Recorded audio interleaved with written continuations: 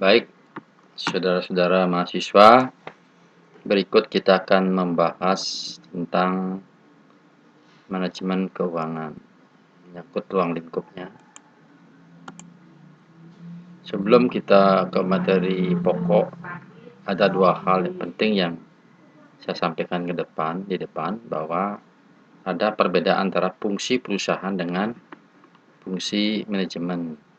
Ya, nanti yang kita pelajari sekarang itu adalah yang fungsi perusahaan yang menyangkut masalah manajemen keuangan. Financial management, ada manajemen keuangan, itu artinya mengelola uang, jadi mengelola keuangan. Siapa yang mengelola uang? Yang mengelola uang itu adalah bisa individu atau perorangan, bisa organisasi. Di organisasinya bisa rumah sakit, sekolah, perusahaan, pemerintah, perbankan, koperasi, LPD. Di semua organisasi, semua perusahaan itu mengelola keuangannya dengan sebaik-baiknya, yang kita sebut dengan manajemen keuangan.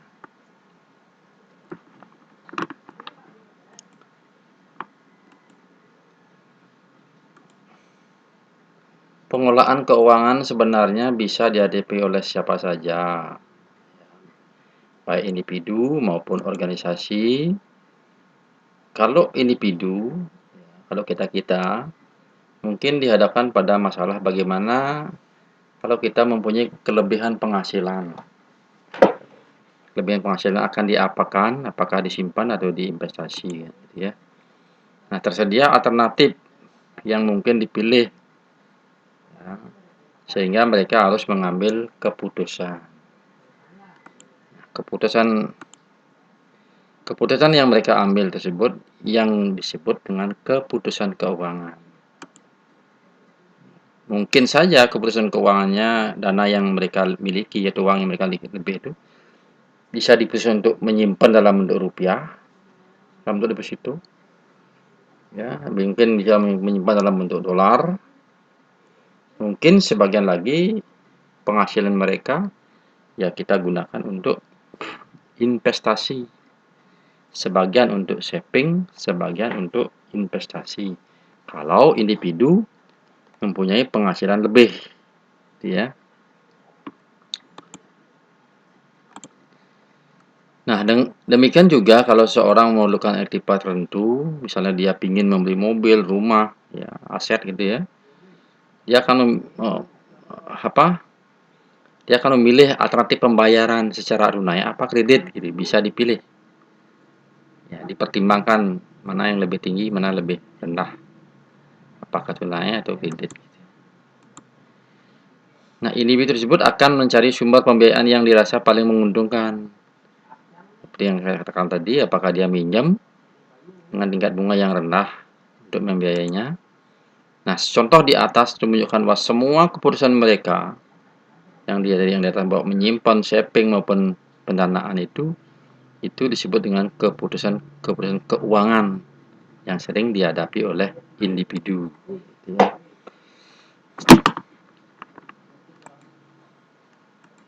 Nah, saya ambilkan dari pengertian dari Suad Usnan bahwa manajemen keuangan itu dapat diartikan sebagai manajemen dana, baik yang berkaitan dengan pengalokasian dana dalam berbagai bentuk investasi secara efektif maupun usaha pengumpulan dana untuk pembiayaan investasi atau pembelanjaan secara efisien. Jadi manajemen keuangan itu menyangkut masalah dana di perusahaan itu dipergunakan untuk investasi, terus dari mana sumber dana itu diperoleh untuk investasi.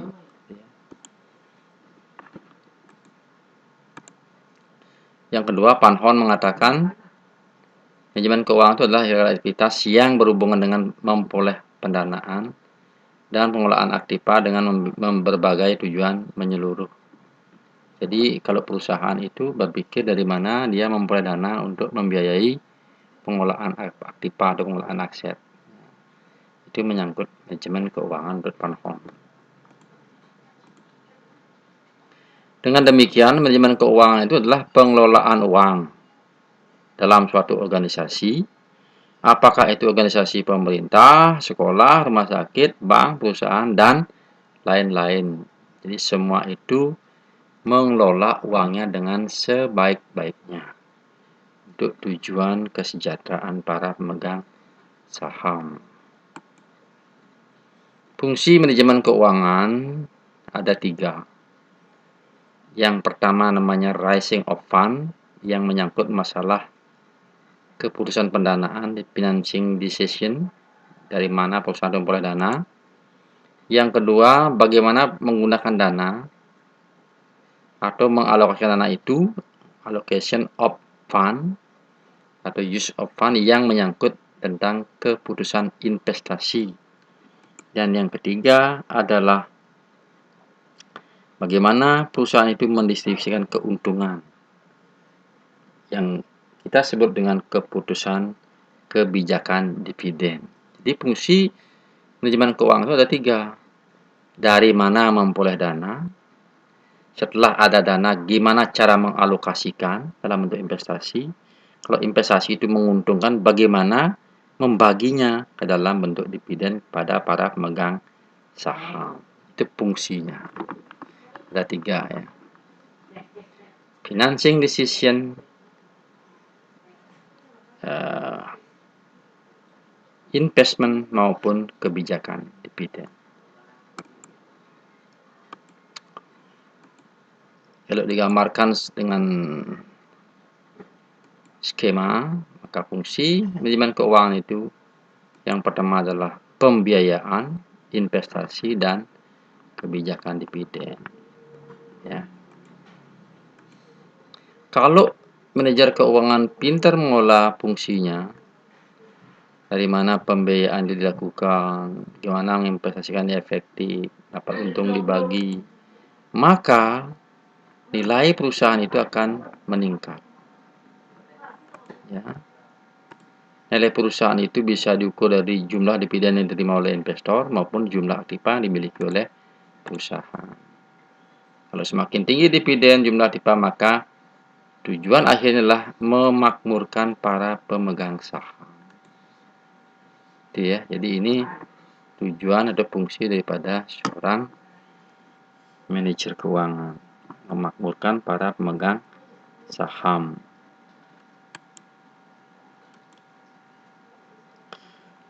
Dari mana sumber dana itu diperoleh investasi ini? Dari mana perusahaan itu memperoleh dana untuk diinvestasikan? Ya bisa dari intern, bisa dari luar. Ya.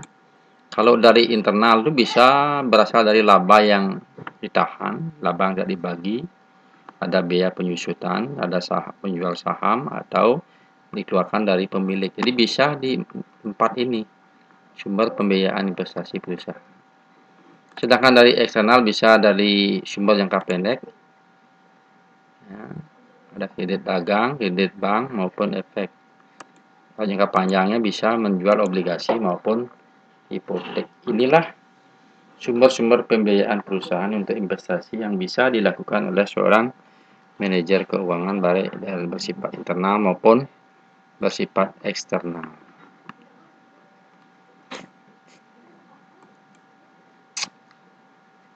Tujuan manajemen keuangan yang jelas itu adalah memaksimumkan kekayaan atau nilai perusahaan bagi para pemegang saham atau pemilik.